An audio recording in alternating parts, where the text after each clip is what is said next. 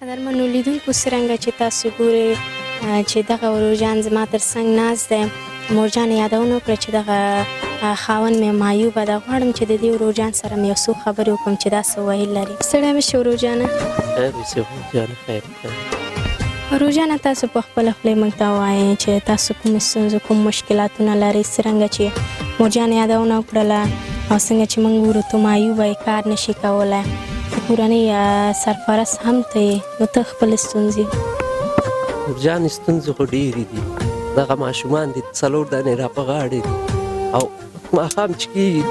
دوی باندې ډوډۍ غواړي، ډېش لمه چې کېږي مې رانه غواړي او دې چې شي درک نه لګېږي چې ګورم زه دوی ته ګورم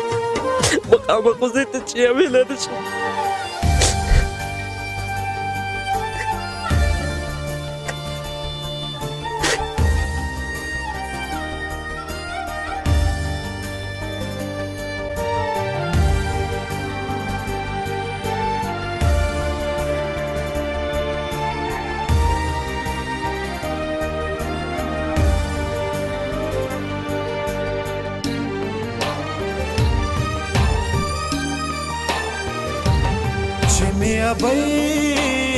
ابۍ دادا خبرېږي مال به زنا په ململ تړلې وینا. ډېر زده خو چې دی دا ښځه ده، ډېر ناچیز شی ده. دا به خفه شي مانه. ورته یو بهانه کوم چې دې خوا تلم ما خوا تلم، کار پیدا نه شو، روزګار ونه شو، کچا ورک وي 100 روپۍ 50 روپۍ باندې راوړم، دغلته ورته وچه ډوډۍ راوړم یا قطغ راوړم. وي خو که نه وکي روزه په بېشلمې م نیولې ده، ماښام هم خالي اوبو سره افطار کړې ده، بس ویده شوي یو. روژانه کله چې د نورو ماشومان ګورې، ته خپله هم کار نشي کولی، د نورو ژوند ګورې او خپل ژوند ته د ګورې، زړه ته د څه نه امیدګي راځي؟ روژانه په خدای زه وایي وایم چې کشکې الله تعالی چې داسې پیدا کړی بیخي یې پیدا کړی نه و. بیا چې دا ماشومان د خلکو ګورم، دا خلک ګورم چې ماښام یې لاس وکړي ترکاري ډوډۍ دومره مې زړه دردېږي چې بیخي نه و. زه چې کاشکې زه پیدا نه وای دې دنیا کې. بیا دې وړه بچیو ته ګورم، زړه مې بیخي د دنیا نه تور شي. غم د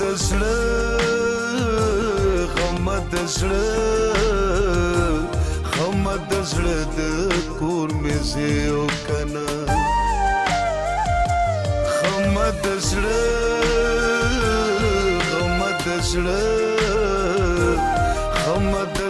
د کور مې زیو کنه، چرته ژوندون ته مې پرېږدي او کنه، غم د زړه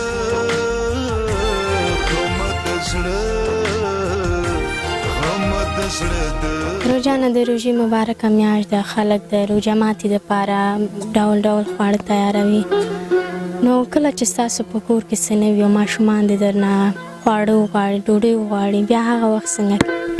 جانه داسې مې زړه خفه شي چې دوی وي پلاره دا خلکو ډوډۍ موږ لاړو هلته فلان کې کور ته چې لاړو په دسترخوان ناستو مېوې خوړلې، شربتونه کړي وو یا دغه مېوې خوړلې. نو جانه داسې یو احساس کوم او خدای که ځانه مړ کړې، هم ګناه ده، خودکشي هم ګناه ده چې دا ماشومان دې ته ګورم، دوی ته پلاره کالي موږ نه دي کړي. مې ورته پخوانی سوچ چې نن شپه به خیر د زوی سبا یې درته راوړمه، بل سبا یې راوړمه چې ګورم ورته زړه مې ځورېږي، زړه مې دردېږي. ماښام چې دې کور ته ګورو، هغې کور ته ګورو، دروازه یې ټک ټک وشي چې خدای وګوره که بیا به کوم کاسه قطغ موږ ته راوړي چې موږ به یې وخورو، چې ماښام چې د پلاره ډوډۍ سره چې شی وخورو، چې وګورو کوم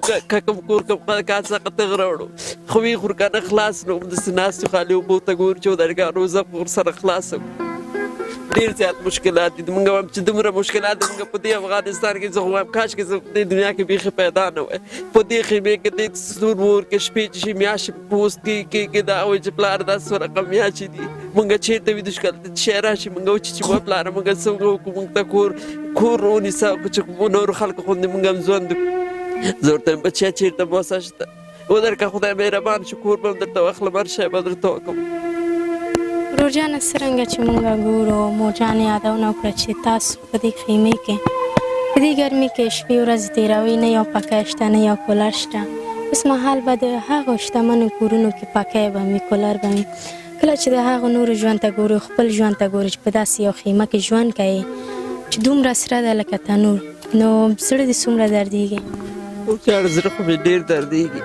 دغه ماشومان دي دغلته چې راشي وګوري پلار وي دلته خو ګرمي ده ورته وایي زه لاړ شه فلانکي کور کې لاړ شه بچی پکې به لګېدلی خیر دلته لاړ شي یو ساعت لاړ شي دلته دا دیوال سوری راغی هلته به بیا شی واچو کی به نو خیر د لږ به وا هلته هم چې کېږي دې ځمکې نه سور و هوا جګېږي سره و لکه شودیاره غوندې سره تف جګېږي دا روزۍ باندې موږ نه پوهېږو شپږ اوبه نشته چې سړی لاړ شي پې وملا بیا به زړه دې ته راځي زوفت کوي لونګ ځان ته لمدوم څادر لمدوم په ځان یې اچوم یو کار کوم بل کار وخت نه تېرېږي داسې زندګي م ده چې بیخي خرابه ده نه د پکې توان شته نه د یو تش خیمې تر وس نشته تر فالم بل چا راکړی خدای دې کور آباد ولري راته یې راوړی دغلته که نه م دغسې په دې ځمکه کې پروت م هغه دغه لرګي م راته واخیست غرس یې واخیسته دا لرګي بل چا راوړل دا ترفال بل چا راوړو راته یې ولګو دغلته پې ناست یم هغه د خپله تاسو ګورئ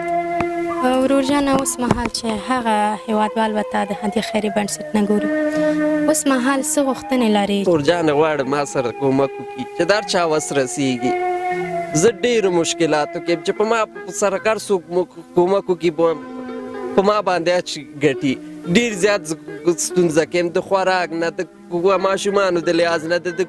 کور د لحاظ نه د برق نه د یو تخته نه یو بټرۍ نه یو بل نه هېڅ شی م زه نه یو د خدای ایله ده یو همدغه ځمکه ایله ما نیولې ده او که چا کومک وکړو هغه